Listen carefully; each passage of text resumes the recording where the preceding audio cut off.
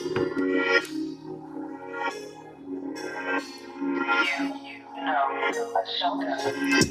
your dreams, why would it take? Follow your dreams, why would it take? Yeah, believe in yourself, why would it make? Yeah, believe in yourself, why would it make?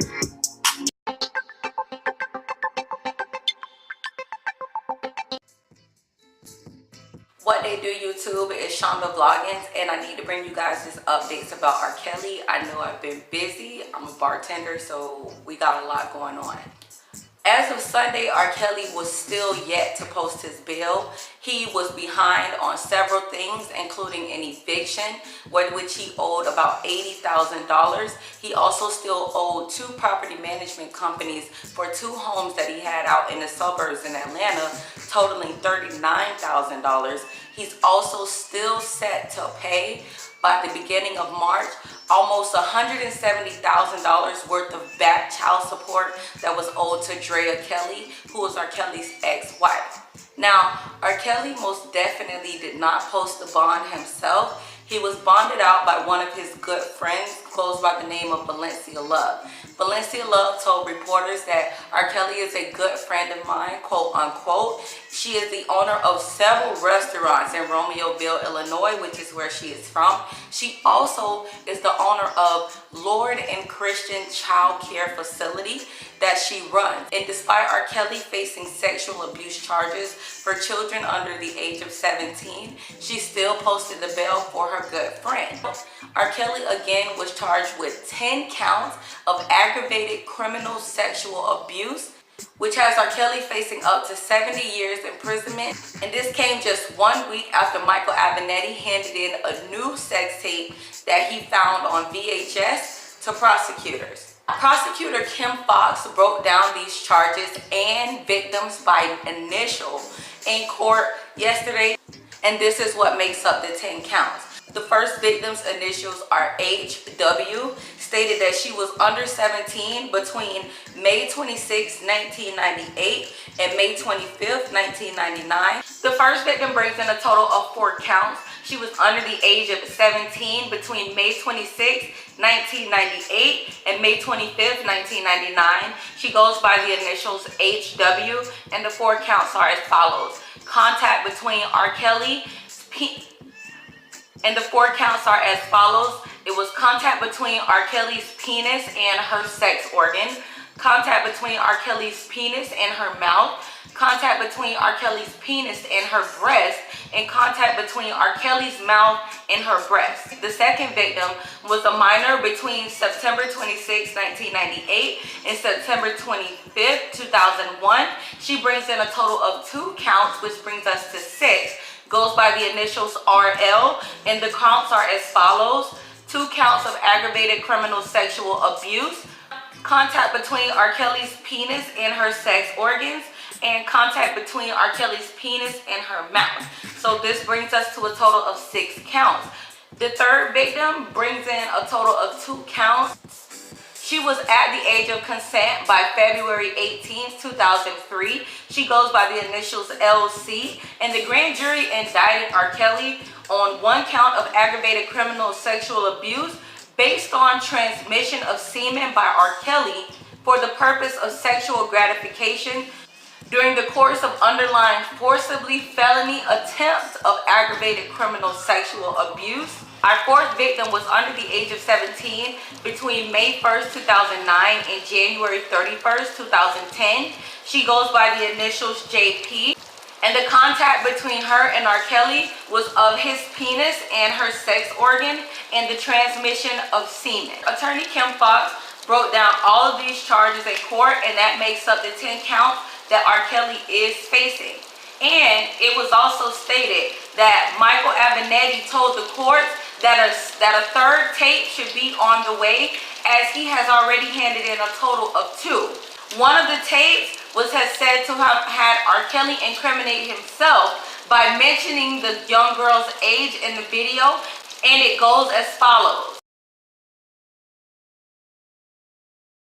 In response to press inquiries, I can confirm that the video we provided to prosecutors yesterday includes R. Kelly clearly stating the following to the victim. Give me that 14-year-old P-U-S-S-Y. Show daddy that 14-year-old P. Spread those legs and show me that 14-year-old P. Give me that 14-year-old booty hole. The victim also refers to herself as being 14 years of age repeatedly on tape. Further, we have substantial evidence that R. Kelly and his enablers purposely hid this tape from prosecutors in connection with his 2008 trial and obstructed justice by paying witnesses to assist them in an effort to destroy. And again, this was tweeted by Michael Avenatti, who was the attorney that was given the initial tapes that handed it in to prosecutors. Kim Fox, who is the prosecutor on this case, made a public plea last month for any victims of R. Kelly to please come forth, and they're saying that there could be more charges coming for R. Kelly as we speak. Even though R. Kelly is being prosecuted in Chicago, there is also said to have been some activity going on in New York's Southern District. Victims are speaking with agents from the IRS as well as the FBI, and it's also stated that Homeland Security has started their own probe to begin their own investigation if they are able to find things against Mr. Kelly. He left jail and was said to have gone to a local McDonald's, which was in the flagship district, and they were saying that this McDonald's is the same McDonald's that R. Kelly allegedly picked up Patricia Jones, who was 17 at the time in 1998. She was in her prom dress with one of her friends.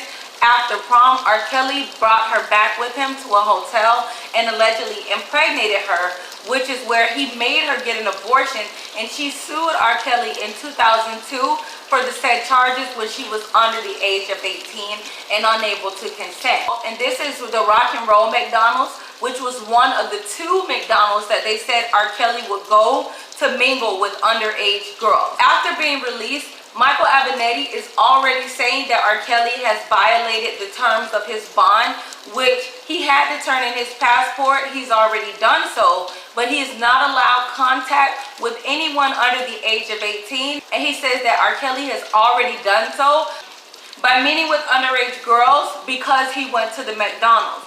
They said that there were a lot of fans who followed the black Mercedes seen in this video to the McDonald's and waited for him to go inside so that they could dine with him or get his signature and mingle.